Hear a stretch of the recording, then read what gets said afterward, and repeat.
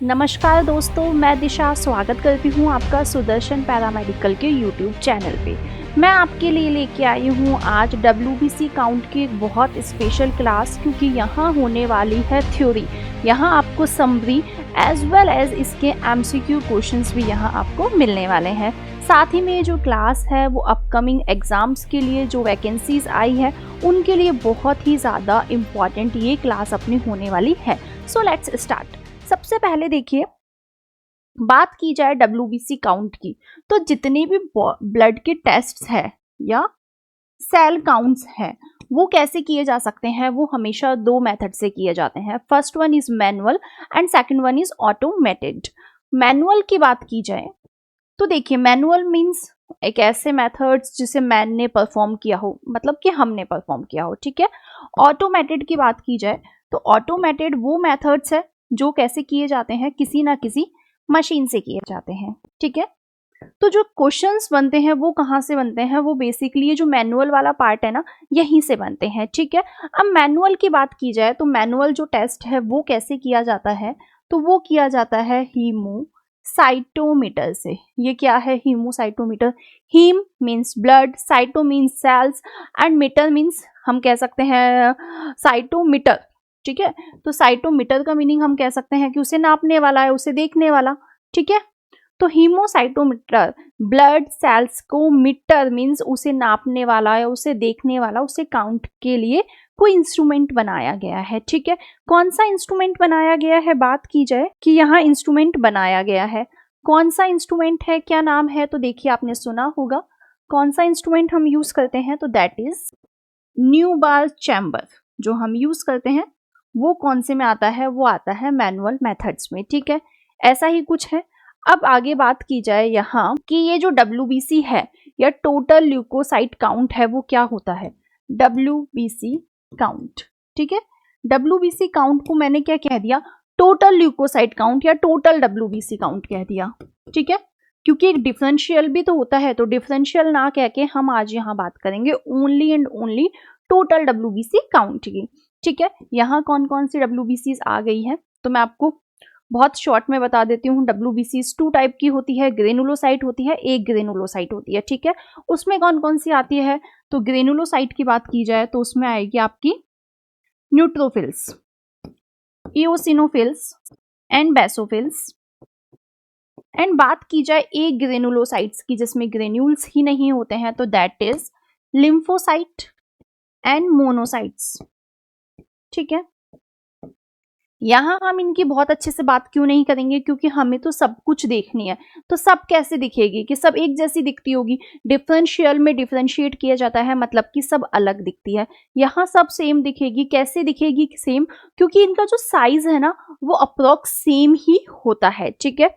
एक बात हमें ये पता चली गई है कि टोटल ल्यूकोसाइट काउंट में जब हम देखते हैं तो हम साइज के बेसिस पे देखते हैं, उनमें ग्रेन्यूल्स होते हैं नहीं होते हैं, कौन से कलर के होते हैं, या फिर साइटोप्लाज्म कैसा होता है, वो हम बात नहीं करेंगे, ओनली यहाँ बात की जाएगी साइज की। तो देखिए, सबसे पहले जो टोटल ल्यूकोसाइट काउंट है वो होता कितना है, टोटल ल्यूकोसाइट काउंट कितनी होती है, तो ये होती है 4000, 4000 से लेकर 10,000 सेल्स पर क्यूबिक mm। अब बात की जाए प्लेटलेट्स की या RBCs की, तो वो तो मिलियंस में होती है, ठीक है, या लाख में होती है। प्लेटलेट्स कितनी होती है, 2.5 लाख 3 लाख, ठीक है। यहाँ ये 1000 में है, तो लेकिन ये कैसी है, ये लार्जेस्ट सेल होती है, ठीक है। बड़ी भी तो होती है, तो बड़ी होती है, साथ ही में जो इनका नंबर है वो भी क्या होता है, बाकी के कंपैरिजन में थोड़ा सा कम होता है, ठीक है। तो देखिए, अब ये जो अपना नंबर है ये क्या है, नॉर्मल वैल्यू है। इनसे ज्यादा होगी या इनसे कम होगी तो कोई ना कोई डिजीज यहाँ पर होगी, ठीक है। सबसे पहले बात की जाए ज्यादा होने की, ठीक है। तो जैसे ही इनकी जो वैल्यू है वो 10,000 से बढ़ती है, ठीक है, जैसे ही वैल्यू कितनी होगी 10,000 11,000 से बढ़ेगी, तो उस कंडीशन को हम कहते हैं ल्यूकोसाइटोसिस, ठीक है। अब ल्यूकोसाइटोसिस आपको कब कब देखने के लिए मिल सकता है, तो दो कंडीशंस होगी यहाँ पे भी, pathological conditions and physiological conditions. Pathological conditions मतलब कोई ना कोई डिजीज होगी, फिजियोलॉजिकल कंडीशंस मतलब फिजिकली बॉडी में कुछ चेंजेस हुए जिसकी वजह से WBC या टोटल ल्यूकोसाइट काउंट्स की वैल्यू बढ़ गई है। ठीक है, अब बात की जाए यहाँ सबसे पहले पैथोलॉजिकल कंडीशंस की, कि पैथोलॉजिकल कंडीशंस कौन कौन सी हो सकती है। तो देखिए बहुत ज्यादा इंपॉर्टेंट है इन्फेक्शंस। बॉडी में जितने भी इन्फेक्शंस होते हैं ना, सभी में क्या होती है इन्फेक्शंस। सभी ना कह के मैं क्या कहूंगी, मोस्ट ऑफ द इन्फेक्शंस। ठीक है, सभी नहीं कहेंगे क्योंकि कुछ इन्फेक्शंस ऐसे भी होते हैं जिसमें ल्यूकोसाइट्स कम हो जाती है, टोटल WBC काउंट कम हो जाता है। लेकिन यहां मैंने कहा कि जो इन्फेक्शंस है ना, मोस्टली इन्फेक्शंस में क्या होगा, मोस्टली इन्फेक्शंस में जो आपकी टोटल WBC काउंट है वो इंक्रीज होगी। इसके अलावा कौन सी कंडीशन हो सकती है, तो इसके अलावा आप यहां देखेंगे सिवियर हेमरेज। हेमरेज क्या होता है, तो हेमरेज होता है ब्लड का बहना, खून का बहना। बहुत ज्यादा अमाउंट में खून बह गया है तो उस कंडीशन में भी क्या होगा, TLC बढ़ जाएगी। ठीक है, दो कंडीशन आपने यहां पर देख लिया। अब इसके अलावा बहुत important condition that is leukaemia, blood cancer. जब भी ब्लड कैंसर होता है तो ब्लड कैंसर वाली कंडीशन में भी क्या होता है, यहाँ पे आपको देखने के लिए मिलेगा कि जो WBC है, TLC का काउंट है वो इंक्रीज हो जाता है। ठीक है, ये आपकी हो गई है पैथोलॉजिकल कंडीशंस। बात की जाए फिजियोलॉजिकल कंडीशंस की, कि ऐसी कौन सी फिजियोलॉजिकल कंडीशंस है जिस कंडीशन में जो आपकी TLC है वो इंक्रीज होती है। ठीक है, तो सबसे पहले बात की जाए जब हम पैदा होते हैं तब से। ठीक है, तो at the time of birth, at birth जो आपकी TLC है ना वो ऑलमोस्ट कितनी होती है, अप टू 18,000 सेल्स पर क्यूबिक mm। जैसे जैसे एज बढ़ती है वैसे वैसे WBC कम हो जाती है। ठीक है, इसके अलावा बात की जाए प्रेगनेंसी की, प्रेगनेंसी की इफ हम बात की जाए तो वहां कितनी होती है, 12,000 to 15,000। ठीक है, सेल्स पर क्यूबिक mm। वो भी वक्त के साथ साथ में क्या हो जाती है, आफ्टर डिलीवरी नॉर्मल हो जाती है। ठीक है, इसके अलावा बात की जाए तो कब बढ़ेगी, जब मस्कुलर एक्सरसाइज आपने की है। ठीक है, मस्कुलर एक्सरसाइज वाली जो कंडीशन होती है उस कंडीशन में क्या होता है, उस कंडीशन में TLC की वैल्यू इंक्रीज होती है, मस्कुलर एक्सरसाइज। ठीक है, इसमें भी क्या होगा, फिजियोलॉजिकल कंडीशंस में आएगी। या क्या हुआ है, आपको बहुत ज्यादा पेन है, सिवियर पेन, सिवियर पेन, या हाई टेम्परेचर। जब भी टेम्परेचर ज्यादा है, किसका, बॉडी का ले लीजिए या फिर आसपास के एटमॉस्फेयर का ले लीजिए। जब भी टेम्परेचर ज्यादा है, बेसिकली हम बात करें बॉडी का, फीवर, फीवर एक इन्फेक्शन है एंड उस फीवर में क्या होता है, WBCs की वैल्यू बेसिकली बढ़ जाती है। ठीक है, ये हो गई है आपकी ल्यूकोसाइटोसिस वाली कंडीशंस। अब बात की जाए कि कोई ना कोई सिचुएशन ऐसी भी तो होगी जिसमें 4,000 से कम सेल्स हो जाएगी। ठीक है, 4,000 से सेल्स कम हो जाएगी। एक ऐसी कंडीशन जहां क्या होगी, सेल्स जो है वो कम हो जाएगी, कितने से, 4,000 सेल्स से। तो उस कंडीशन को हम क्या कहते हैं, उस कंडीशन को कहा जाता है ल्यूकोपीनिया। ठीक है, ल्यूकोपीनिया मतलब TLC की वैल्यू कम हो जाना। अब मैंने आपसे जब ल्यूकोसाइटोसिस कहा था तो मैंने आपको क्या कहा था, मोस्ट ऑफ द इन्फेक्शंस में वैल्यू बढ़ती है, लेकिन कुछ कुछ इन्फेक्शंस ऐसे भी होते हैं जहां क्या होगी, वैल्यू कम हो जाती है। तो इन्फेक्शंस की बात की जाए तो कुछ एक बैक्टीरियल इन्फेक्शंस हो सकते हैं, या हम कह सकते हैं वायरल इन्फेक्शंस हो सकते हैं, या प्रोटोजोअल इन्फेक्शंस हो सकते हैं। ठीक है, उन इन्फेक्शंस में क्या होगा, उन इन्फेक्शंस में TLC की वैल्यू क्या हो जाएगी, कम हो जाएगी। जैसे कि बात की जाए टाइफाइड की, साल्मोनेला टाइफी की वजह से टाइफाइड होता है। ठीक है, टाइफाइड की बात की जाए, ठीक है, ठीक है, तो जो ये ल्यूकोसाइटोसिस था, जहां क्या हुआ, जो सेल्स की वैल्यू है वो कम हो गई है, किससे, 4000 सेल्स से, ठीक है, सेल्स पर क्यूबिक mm में, ठीक है।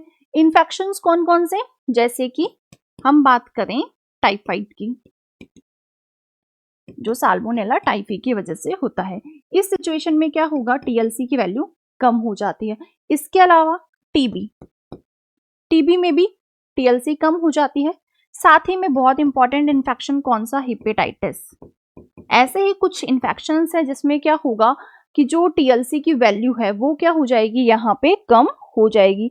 इन्फ्लुएंजा ले सकते हैं आप, इन्फ्लुएंजा हो गया है आपका, इन्फ्लुएंजा है, मीजल्स, जब मीजल्स का इन्फेक्शन होता है,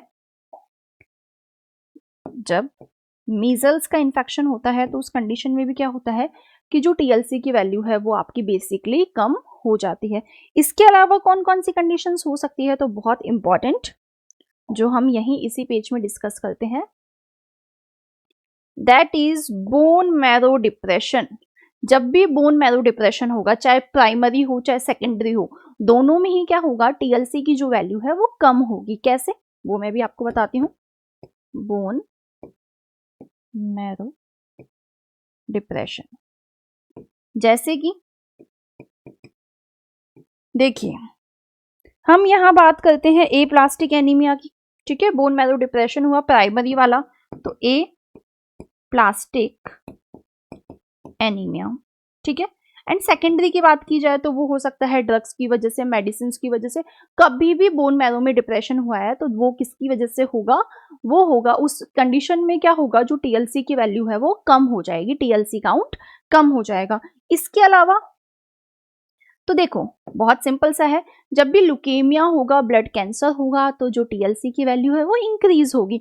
लेकिन जब भी एनीमिया होगा, कैसा एनीमिया, कौन कौन से एनीमिया की हम यहाँ बात कर सकते हैं, तो वो हो गया है iron deficiency anaemia, iron deficiency anaemia, anaemia. And साथ ही में जो आपका मेगैलोब्लास्टिक एनीमिया होता है, जो मेगैलोब्लास्टिक एनीमिया होता है, दोनों ही कंडीशन में क्या होगा, टीएलसी की वैल्यू यहाँ पे कम हो जाएगी, ठीक है। कोई कंफ्यूजन यहाँ तक नहीं होना चाहिए। अभी तक हमने देखा है टीएलसी काउंट में कि जो कंडीशंस होती है इंक्रीज होने की, डिक्रीज होने की, वो कहाँ कहाँ और कैसे कैसे हो सकती है, ठीक है। अब हम देखते हैं इसका टेस्ट, कि हम टेस्ट कैसे लगाते हैं। तो सबसे पहले टेस्ट के लिए हमें क्या चाहिए, सैंपल चाहिए।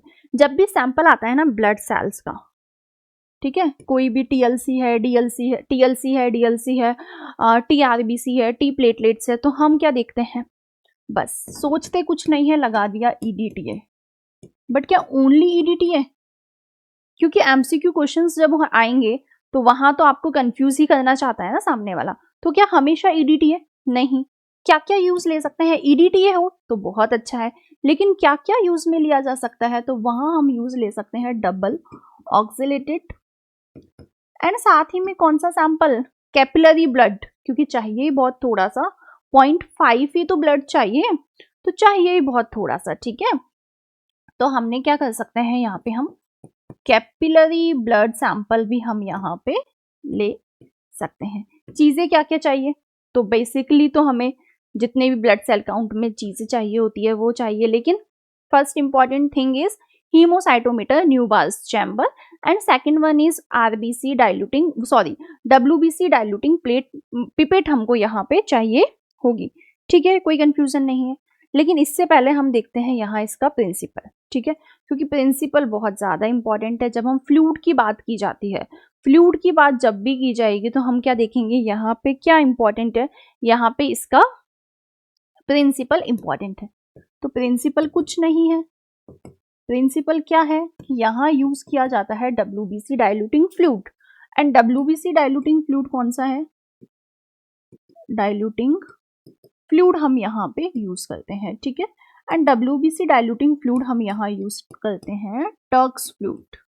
अब ये जो टर्क्स फ्लूइड है इसमें क्या क्या चीजें होती है, ठीक है, तो इसमें क्या क्या चीजें होगी,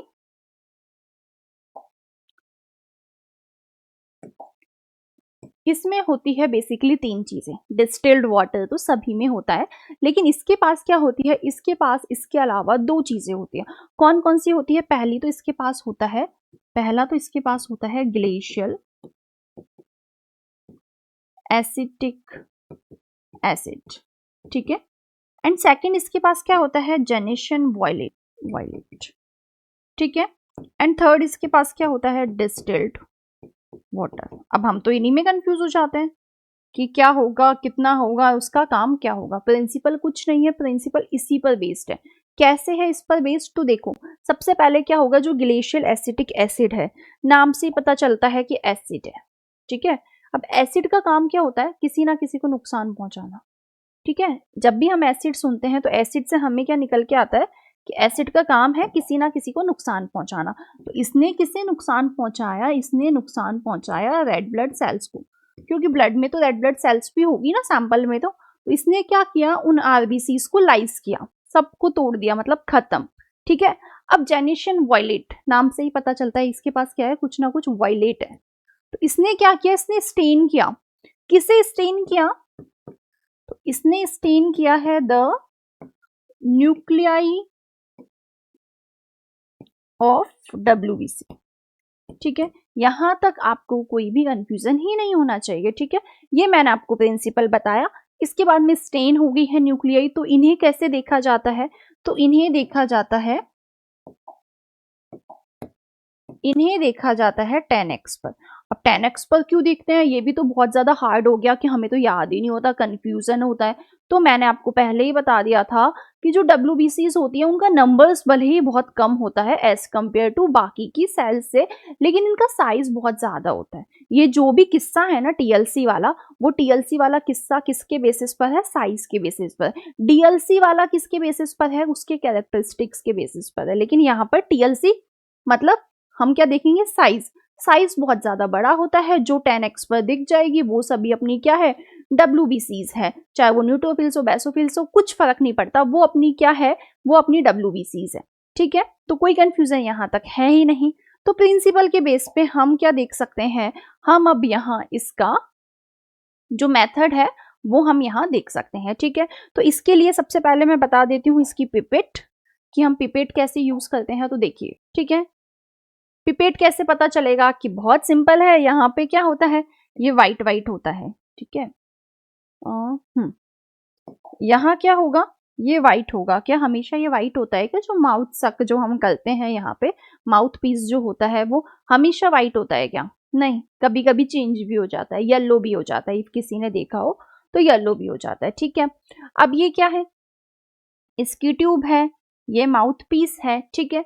अब क्या किया जाता है, यहाँ हम इसे पहचानेंगे कैसे। तो सबसे पहले देखिए यहाँ पर क्या होते हैं, 3 मार्किंग्स होती है। क्वेश्चन एग्जाम में पूछा जाता है कि WBC पिपेट पर या RBC पिपेट्स पर कितनी मार्किंग्स होती है। तो हमें याद होता है हमेशा 2, कि एक तो 0.5 वाली और एक 11 वाली, 2 ही तो होती है। लेकिन नहीं, कितनी वाली भी होती है, 1 वाली भी तो होती है, ठीक है। तो यहाँ कितनी मार्किंग्स होती है, 3, 0.5, 11 एंड 1, ठीक है। 3 मार्किंग्स यहाँ पे होती है। इसके बाद में इसमें क्या होता है, व्हाइट बीड होता है, ठीक है, व्हाइट। जब RBC वाली पिपेट देखेंगे तो वहां पे लाल होगा, यहाँ पर व्हाइट होता है। व्हाइट बीड का काम क्या है, बीड का काम है मिक्सिंग। पहली चीज तो जो भी हमने फ्लूइड लिया है वो अच्छे से मिक्स हो जाए। सेकंड काम क्या होता है कि ये जो यहाँ के जो ये जो है ना, इसे ब्लॉक नहीं होने देता, पिपेट को ब्लॉक नहीं होने देता है, ठीक है। 2 काम इसके हैं।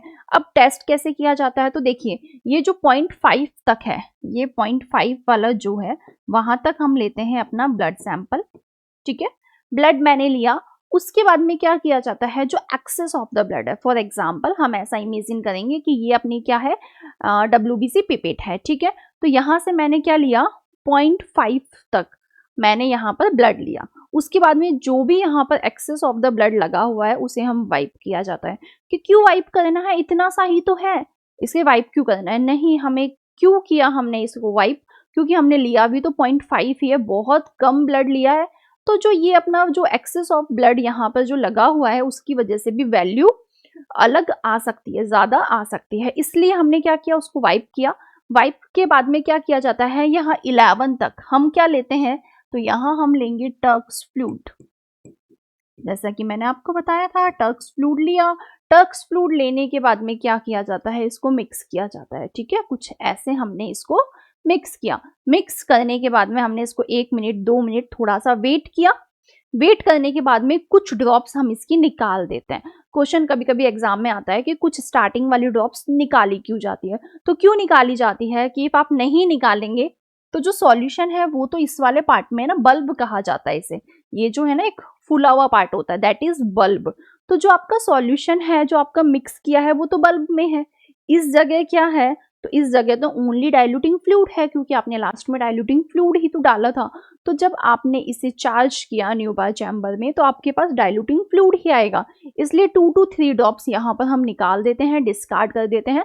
उसके बाद में हम अपना जो भी हमें मिला है, जो भी अपने पास सॉल्यूशन होगा या मिक्सचर होगा, उसे हम चार्ज किया जाता है। चार्ज कैसे किया जाता है, तो देखो ये अपना क्या होता है, न्यूबार चैम्बर होता है। ऐसा नहीं होता है, रेक्टेंगल शेप में होता है, ठीक है। ये तो एक इमेज है जिसे आप समझ सके बहुत अच्छे से कि न्यूबार चैम्बर कैसा होता है एंड काउंट कैसे किया जाता है। उसके लिए मैं ये एक इमेज लेके आई हूँ, बट न्यूबार चैम्बर होता कैसा है, तो वो होता है कुछ ऐसा, ठीक है, कुछ ऐसा ही होता है, ठीक है। यहाँ हम कवर स्लिप लगाते हैं, कवर स्लिप लगाने के बाद में उसे चार्ज किया जाता है। अप्रोक्स 4 to 5 मिनट्स हम वेट करते हैं कि जो भी सेल्स है वो सेटल डाउन हो जाए। कवर स्लिप हमेशा लगाई जाती है, ठीक है। इसके बाद में हमें कुछ ऐसा दिखता है माइक्रोस्कोप में। कब देखा, कैसे देखा, 10x पर देखा, ठीक है। लो ऑब्जेक्टिव लेंस में हमने इसे देखा, ठीक है। तो देखिए हमें ऐसा कुछ दिखाई देता है। हमें कहाँ काउंट करना है, हमें ये जो ब्लॉक्स है, ये जो बॉक्सेस हैं, हमें ओनली वहां पे काउंट करना है। कौन से बॉक्सेस, तो ये जो कोने वाले बॉक्सेस है ना, कितने हैं, काउंट करके देख सकते हो 16। तो हमें कहाँ काउंट करना है, 16 स्क्वायर्स में। कौन से 16 स्क्वायर्स में, कि ये जो कोने वाले 16 स्क्वायर्स है ना, वहां हमें काउंट करना है। एग्जाम में क्वेश्चन सेम ऐसे ही आता है एमसीक्यू में कि कौन से में काउंट करना है। अब देखिए हमें इसकी डेप्थ नहीं पता, कैसे पता चलेगी डेप्थ, कि जो कवर स्लिप थी, यहाँ जो हमने कवर स्लिप लगाई और जो नीचे वाली जो इसकी सरफेस है न्यूबार चैम्बर की, उन दोनों के बीच में कितनी डेप्थ है, तो वो कितनी होती है, तो वो होती है अप्रोक्स 0.1 mm। हमेशा 0.1 mm ही होती है, क्योंकि काउंट कोई सा भी हो लगाएंगे तो हम cover slip he, and same cover slip लगती है तो डेप्थ भी यहाँ पर सेम ही होती है। अब बात की जाए यहाँ इस न्यूबार चैम्बर की, तो ये कितना होता है, 1 mm, 1 mm, 1 mm, मतलब कि टोटल कितना हो गया है, टोटल हो गया है यहाँ पे 3 mm, ठीक है। अब हमें कहाँ देखना है, 1 mm में, ठीक है। तो 1 mm, 1 mm, 1 mm, 1 mm, ठीक है। तो कितना हो गया है, 4, ठीक है। और एक कितना है, 1, ठीक है। तो इफ हम बात की जाए कि मुझे निकालना है इसका एरिया, तो कैसे निकालोगे, 4 into 1 is equals to 4 mm square. ऐसे ही कुछ इसका वैल्यू या इसकी डेप्थ है, एंड जो एरिया काउंटेड है वो ऐसे ही निकलेगा, ठीक है। इसके बीच में एक इंपॉर्टेंट बात जो मैं आपको बताना भूल गई थी, दैट इज जब हमने ये लिया, ठीक है, एक सॉल्यूशन लिया, 0.5 तक ब्लड लिया एंड 11 तक हमने फ्लूइड लिया, ठीक है। तो यहाँ डाइल्यूशन कितना बना, तो यहाँ डाइल्यूशन बनता है 1:20 का, ठीक है। बहुत इंपॉर्टेंट क्वेश्चन है, एग्जाम में पूछा जाता है कि डाइल्यूशन कितना बनता है, 1:20 का। कैसे बना 1:20 का, तो देखिए 1 पार्ट हमने लिया है ब्लड, साथ ही में हमने 20th पार्ट कौन सा लिया है यहाँ पे, फ्लूइड, ठीक है। तो जो टोटल डाइल्यूशन है वो कितना बनेगा यहाँ पर, 1:20 का डाइल्यूशन बनेगा, ठीक है। क्योंकि 1 पार्ट एक लिया, 19 पार्ट एक लिया, टोटल कितना डाइल्यूशन बनेगा, 1:20 का डाइल्यूशन फैक्टर यहाँ पे बनेगा। ये क्वेश्चन भी एग्जाम में पूछा जाता है, ठीक है। इसके बाद में अब हमने यहाँ पे देखा, ठीक है, हमने काउंट की सेल्स, बस काउंट हो गई है सेल्स, बस इतना ही नहीं होता, एक कैलकुलेशन भी होती है, एंड इस कैलकुलेशन से रिलेटेड भी एग्जाम में क्वेश्चंस पूछे जाते हैं। तो कैलकुलेशन क्या होती है, तो कैलकुलेशन के लिए बहुत सिंपल सा एक फॉर्मूला है, ठीक है। सबके लिए सेम है, फॉर्मूला सबके लिए सेम है, वैल्यू सबके लिए चेंज हो जाती है। तो फॉर्मूला क्या है कि इफ आपको देखनी है टीएलसी, ठीक है, तो आप कैसे देखेंगे, तो देखो सबसे पहले नंबर ऑफ WBC काउंटेड, जितनी आपने काउंट की है, ठीक है, उसको मल्टीप्लाई किया जाता है। ठीक है, किससे मल्टीप्लाई किया जाता है? यहाँ पर हम उसको मल्टीप्लाई करते हैं उसके डाइल्यूशन से। ठीक है, किससे मल्टीप्लाई किया जाता है? उसके डाइल्यूशन से। एंड इससे डिवाइड किया जाता है किससे? जो आपने एरिया काउंट किया है, जितनी जगह में आपने काउंट किया है सेल्स को, उससे, साथ ही में उसकी डेप्थ से। ठीक है, तो देखो नंबर ऑफ WBC काउंटेड को मैं n लिख सकती हूँ। ठीक है, डाइल्यूशन जो है वो अपना कितना था? 20। एंड जो अपने जगह थी, जिस जगह में अपन ने काउंट किया, दैट इज एरिया, वो कितना था? 4। एंड डेप्थ अपनी कितनी थी? 0.1। इफ हम इसे सॉल्व करें तो अपने पास क्या आएगा? n multiplied by number of cells multiplied by 50। ठीक है, यही TLC का क्या होता है? फॉर्मूला होता है। क्वेश्चन एग्जाम में पूछा जाता है यहां से कि फॉर्मूला क्या होता है, कैलकुलेशन कैसे की जाती है, तो वो इसकी ये कैलकुलेशन हो गई है। तो यहाँ आज हमने डिस्कस किया TLC, टोटल ल्यूकोसाइट काउंट, बहुत शॉर्ट में, और जितने भी MCQ क्वेश्चंस बनते हैं वो हमने यहाँ पे देखे। ठीक है, तो अब हम स्टार्ट करते हैं यहाँ का जो MCQ वाला सेशन है वो। उससे पहले इफ आपको कोई भी डाउट हो क्वेश्चंस में या थ्योरी में, तो आप नीचे कमेंट सेक्शन में पूछ सकते हैं। So let's start the first question. आपका फर्स्ट क्वेश्चन यहाँ क्या है? The first question is which acid acts as lysis of RBC in total WBC count method. आपसे क्वेश्चन क्या पूछा गया है? कुल WBC गणना, मतलब टोटल WBC काउंट में कौन सा अम्ल, दैट इज एसिड, RBC को नष्ट करने का काम करता है? तो कोई ना कोई एसिड ही होगा, जैसे कि मैंने आपको पहले बताया था, फॉर्मेलिन, डिस्टिल्ड वाटर, जेनेशियन वॉयलेट या ग्लेशियल एसिटिक एसिड। क्या होगा यहाँ पे? तो देखो ये जो फॉर्मेलिन है ना, ये फॉर्मेलिन कहाँ होता है? ये तो होता है RBC काउंट में, TRBC, that is TRBC count में। तो अब तो WBC की बात चल रही है। डिस्टिल्ड वाटर बहुत सीधा साधा होता है, किसी को भी डैमेज नहीं करता। जेनेशियन वॉयलेट नाम से ही पता चलता है किसी ना किसी को स्टेन किया होगा। किसे स्टेन किया है इसने? तो इसने स्टेन किया है न्यूक्लियाई ऑफ WBC। क्या किया है? स्टेन किया है, वॉयलेट बना दिया। ठीक है, एसिड किसके पास है? तो एसिड है जेनेशियन वॉयलेट के पास। तो इसी ने क्या किया है? इसने लाइस किया है RBCs को। ठीक है, जिससे कि वो हमें दिखे ही ना। The next question is marking of WBC pipette is option A 101, option B 111, option C is 11 and the last option is 10। ठीक है, तो सही जवाब क्या होगा अपना? सही जवाब होगा अपना ऑप्शन C 11। अभी मैंने आपको इमेज से दिखाया था कि यहाँ जो ये आपकी WBC पिपेट है, इसमें कितनी मार्किंग्स होती है? 3। क्वेश्चन एग्जाम में आता है कितनी होती है? कितनी होती है? 3 होती है। कौन कौन सी? एक तो होती है 0.5 पे, एक होती है 1 पर, और एक होती है 11 पर। एंड इनकी वजह से जो डाइल्यूशन बनता है दैट इज 1:20। ठीक है, कोई कंफ्यूजन नहीं है। हम चलते हैं नेक्स्ट क्वेश्चन पे, that is which anticoagulant blood are used for WBC count. WBC count के लिए आप कौन सा एंटीकोगुलेंट यूज करते हैं? जैसे कि मैंने जब आपको सैंपल की बात की थी तभी मैंने आपको बता दिया था कि क्या होता है, कभी कभी हमें पता है EDTA, कुछ नहीं सोचा हमने EDTA लगा दी। क्यों? क्योंकि फ्लोराइड तो कहाँ यूज किया जाता है? ब्लड शुगर के लिए, स्पेशली शुगर के लिए ही बना है, तो ये तो होगा नहीं। ठीक है, एंड डबल ऑक्सीलेट के लिए तो कुछ पता ही नहीं है। क्यों? क्योंकि आजकल यूज ही नहीं किया जाता। कुछ नहीं सोचा समझा, मैंने क्या लगा दिया यहाँ पर? EDTA, सेकंड ऑप्शन मैंने यहाँ पे लगा दिया। अब वो क्या हो गया है? वो गलत हो गया है। क्यों? क्योंकि सही जवाब क्या था? सही जवाब था both A and B, double oxalate blood भी यहाँ यूज किया जाता है। The next question is slightly stains the nuclei of the leukocyte in WBC diluting fluid। यहाँ आपसे क्या पूछा गया है कि WBC डाइल्यूटिंग फ्लूइड में ल्यूकोसाइट्स के केंद्रक को, न्यूक्लियस को कौन स्टेन करता है? तो अभी तो मैंने आपको बताया किसने स्टेन किया है? जेनेशियन वॉयलेट ने इसे यहाँ पर स्टेन किया है। तो option B is the correct answer.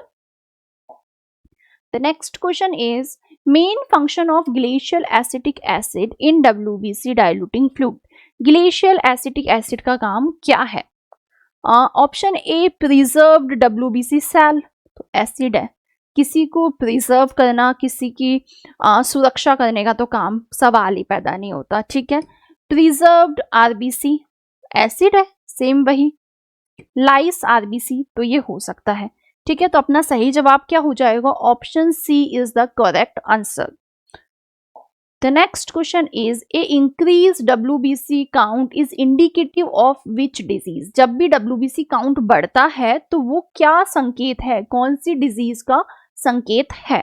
Lupus, leukaemia, anaemia या मिलेनोमा, कौन सी डिजीज का यहाँ संकेत है? तो देखो जो ल्यूपस होता है, एनीमिया होता है एंड साथ ही में मिलेनोमा, तीनों कंडीशंस में क्या होता है, जो TLC है वो डिक्रीज होगी, ठीक है। इंक्रीज कब होती है? ल्यूकेमिया में, जिसे हम क्या कहते हैं, जिसे हम ब्लड कैंसर भी तो कह सकते हैं। क्यों कहते हैं ब्लड कैंसर?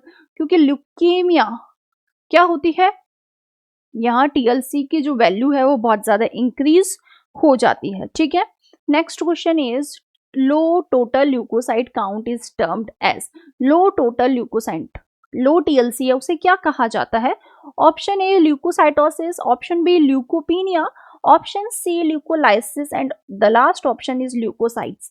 अब देखिए ल्यूकोसाइट्स मतलब TLC का ज्यादा होना, ल्यूकोपीनिया TLC का कम होना, ल्यूकोलाइसिस मतलब TLC का टूटना, ब्रेकडाउन, ठीक है, ब्रेकडाउन या टूटना, ठीक है। ल्यूकोसाइट्स तो ये तो क्या होती है, अपने आप में ही WBC है। तो अपना सही जवाब क्या होगा यहाँ पे? Leucopenia is the correct answer, ठीक है, कोई कंफ्यूजन नहीं है। हम चलते हैं अब आगे अपने नेक्स्ट क्वेश्चन पे। The next question is the SI unit of TLC। TLC की SI यूनिट क्या होती है? कुछ स्पेशल होती है क्या? नहीं, लेकिन बस आपसे क्वेश्चन पूछा गया है आपको कंफ्यूज करने के लिए। The option first is cubic micrometre, millimetre, cubic millimetre या नन। अब यहाँ भी क्या हो जाते हैं, हम कंफ्यूज हो जाते हैं। क्यों कंफ्यूज हो जाते हैं? कि ये चलो ठीक है, मिलीमीटर तो अपना होगा ही नहीं, इसने क्या कह दिया, इसने कह दिया CUMM एंड इसने क्या कह दिया है, इसने कह दिया है CUL म्यूल, है ना, L, है ना। तो सही जवाब अपना क्या होगा? सही जवाब अपना होगा the option third, CU mule, है ना, क्यूबिक मिलीमीटर, ठीक है, ML, sorry. The next question is TLC is carried out in the investigation of। TLC की जांच किसकी इन्वेस्टिगेशन के लिए की जाती है? क्या देखेंगे आप TLC की जांच से? First one is haematological disorder, second one is malignancy, third one is fever and the last option is all of the above. अब देखो जिसने ये सब कुछ नहीं पढ़ा उसका जवाब क्या होगा कि हिमेटोलॉजिकल डिसऑर्डर मतलब हाँ ब्लड का डिसऑर्डर, उसने लगा दिया फर्स्ट, क्योंकि मैलिग्नेंसी का तो क्या पता, तो मैलिग्नेंसी भी तो देखी जाती है ना, ल्यूकेमिया भी देखा जाता है, एनीमिया भी देखा जाता है, इन्फेक्शन भी देखा जाता है, ठीक है। तो अपना सही जवाब क्या हो जाएगा? Option D. Option D is the correct answer कि इन सभी के लिए हम TLC टेस्ट यूज में ले सकते हैं। The next question is which diluting fluid is used in WBC count. कौन सा यूज किया जाता है? हायम्स फ्लूइड, तो ये यूज किया जाता है RBC काउंट के लिए, ठीक है। फॉर्मेलिन वो इसी का एक कॉम्पोजिशन है। Turks fluid is the correct answer and जो ये 1% अमोनियम ऑक्सिलेट है वो हम यूज करते हैं T प्लेटलेट्स के काउंट के लिए, ठीक है, प्लेटलेट काउंट के लिए हम इसका यूज किया जाता है। The next question is dilution factor, जैसे कि मैंने आपको बताया था बहुत ज्यादा इंपॉर्टेंट है। अब कंफ्यूजन कहाँ होता है? कंफ्यूजन होता है यहाँ 50 के साथ, 20 के साथ या 200 के साथ में, ठीक है। तो अपना सही जवाब क्या होगा? 20 होगा। क्यों होगा? क्योंकि 0.5 हमने ब्लड लिया था एंड 11 तक हमने वहां पर डाइल्यूटिंग फ्लूइड लिया था। तो अपना सही जवाब क्या हो जाएगा? Option b. The next question is which square box are used for counting the WBCs in Newbar chamber।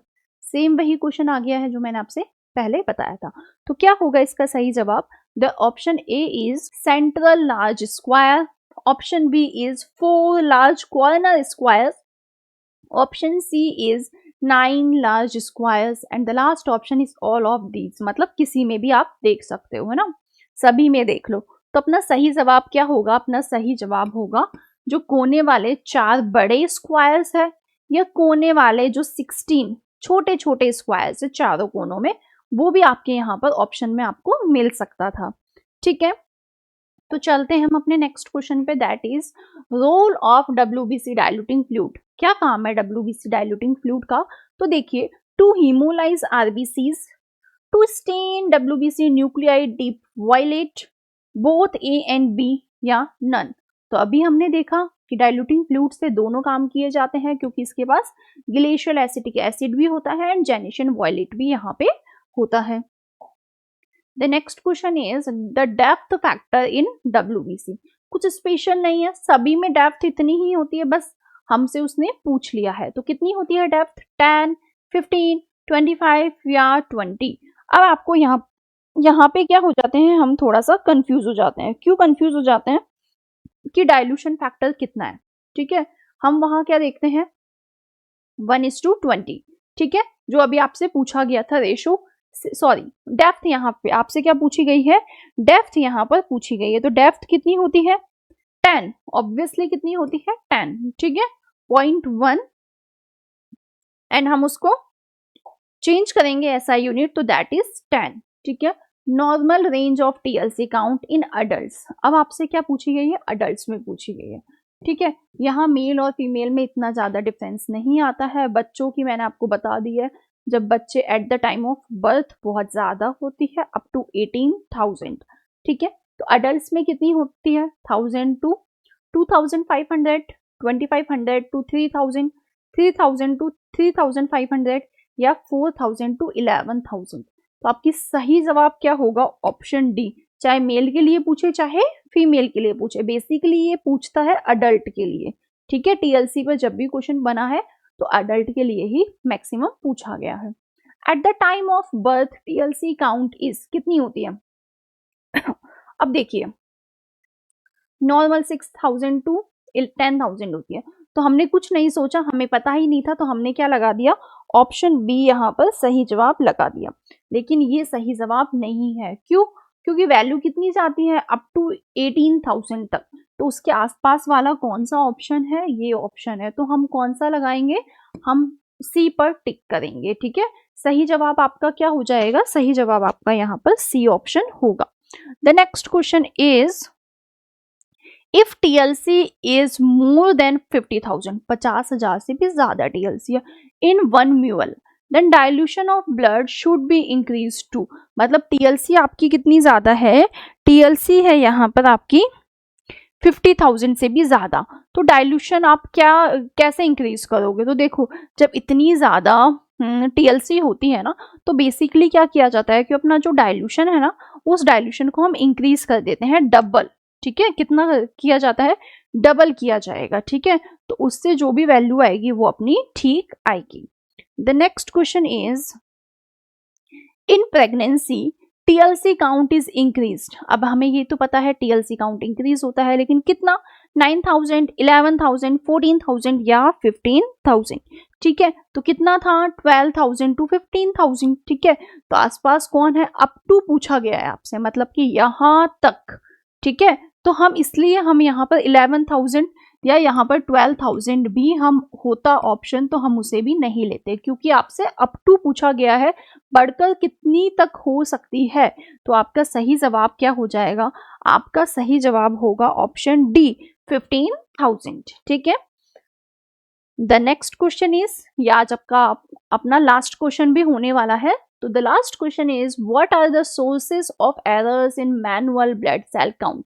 देखो, जब भी मैनुअली कोई भी टेस्ट किया जाता है ना, तो उसमें गलती होने के चांसेस बहुत ज्यादा होते हैं।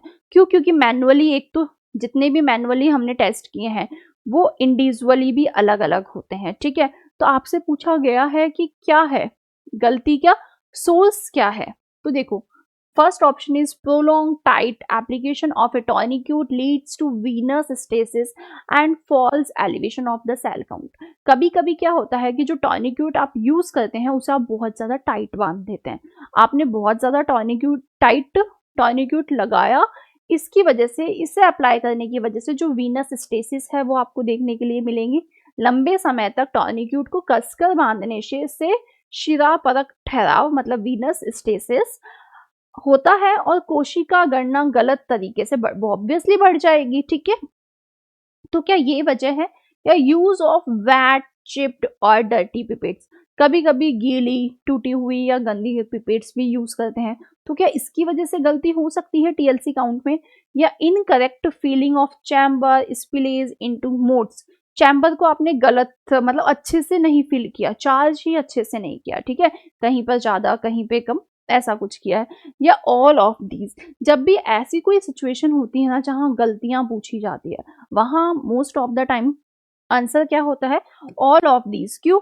क्योंकि इन सभी के वजह से क्या होगा, अपनी जो टीएलसी की वैल्यू है वो गलत ही आएगी, हमें ठीक वैल्यू नहीं मिलेगी। आज के वीडियो में हमने डिस्कस किया था टीएलसी काउंट, उसके छोटी सी समरी एंड साथ ही में उस टेस्ट से रिलेटेड एमसीक्यूज। आई होप आपको क्लास अच्छी लगी होगी।